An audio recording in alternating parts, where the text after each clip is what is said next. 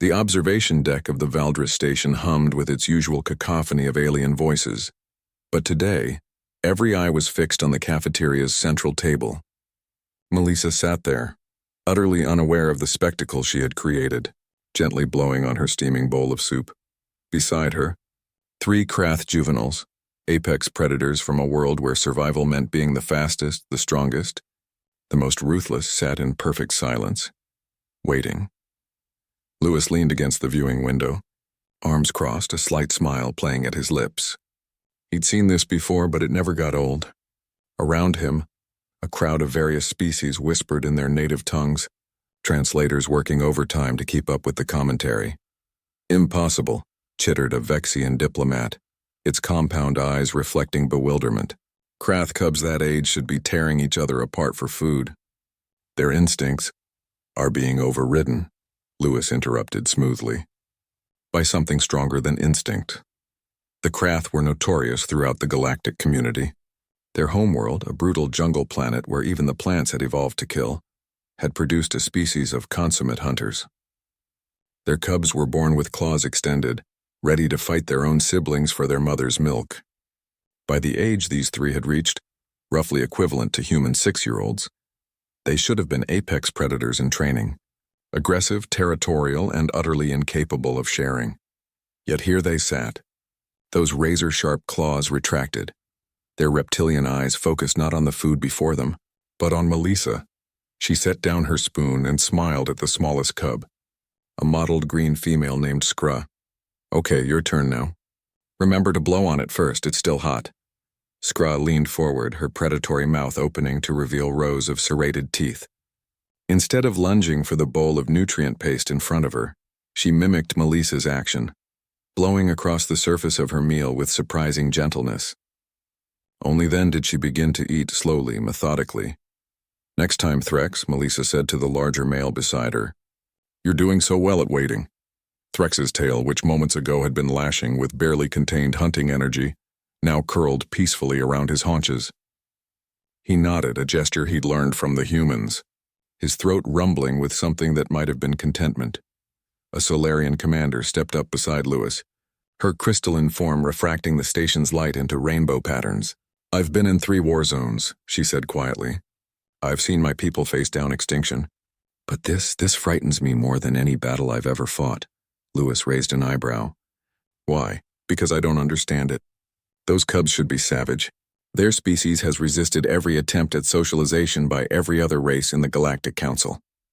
We tried for decades. Even their own parents can barely control them past weaning age. But your Melissa," she gestured toward the human woman. "She's had them for what, 3 standard months?" 2.5, Lewis corrected. "Impossible," the Solarian breathed. Lewis turned to face her fully, his smile fading into something more serious. "You want to know the human secret? It's not magic. It's not some special pheromone or telepathic ability. It's something much simpler and apparently much rarer in the galaxy than we thought, which is patience, consistency, and the fundamental belief that behavior can change." The Solarian's form flickered with confusion. "We tried those methods. They failed." "No," Lewis said, watching as Melissa now praised the 3rd cub, Vrisk, for waiting his turn. "You tried discipline. You tried punishment and reward systems based on your own species' psychology. Melissa tried something different. She treated them like children who needed to learn, not like animals who needed to be broken." On the first day, the cubs had nearly torn the cafeteria apart. They'd lunged at each other, at Melissa, at anyone who came near their food. Blood had been drawn. Station security had been called. The Krath ambassador himself had arrived to remove the cubs, declaring the human experiment a failure before it had even begun. But Melissa had simply cleaned the wounds, hers and theirs, and returned the next day. She'd brought food, placed it at the table, and then done something no other species had thought to do. She'd waited. She'd sat down with her own meal and eaten it slowly, deliberately, while the cubs fought and snarled around her. She didn't punish them. She didn't yell.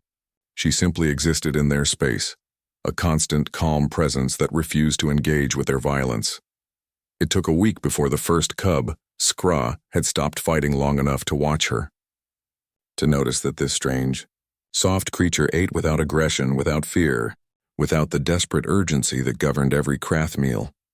Melissa calls it modeling, Lewis explained to the growing crowd. Humans are social learners.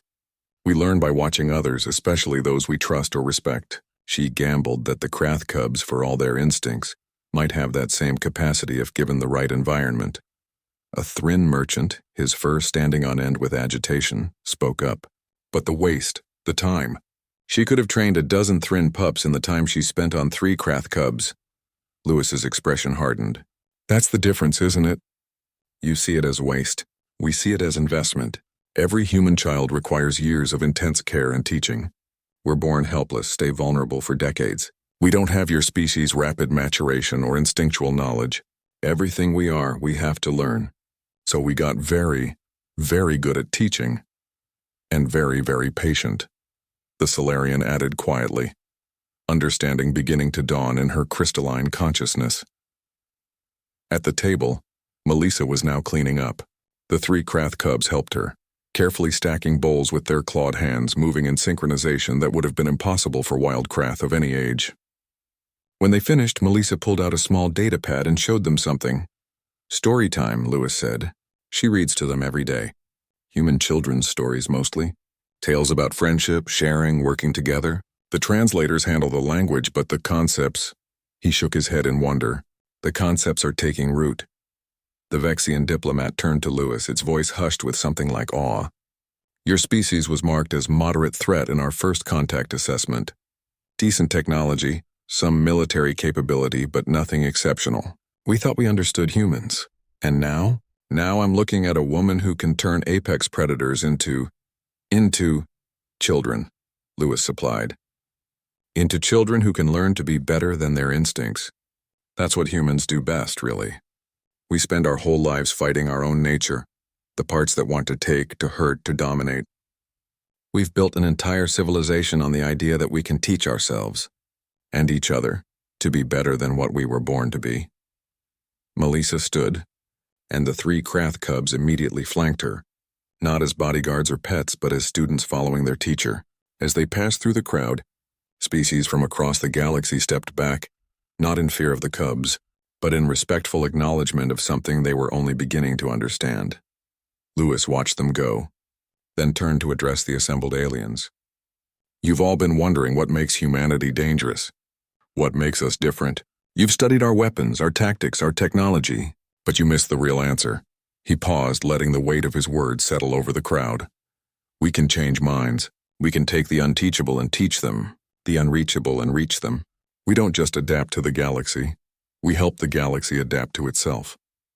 That's the human superpower. Not violence, not conquest, but the stubborn, patient, relentless belief that anyone, anything can learn to be better. In the distance, Melissa's laughter echoed through the corridor as one of the cubs apparently made a joke. The sound of it, predator and prey species, sharing joy, sent a ripple of uncertainty through every alien present. The galaxy, they were beginning to realize, had just encountered something far more transformative than another warrior race. They'd met the teachers,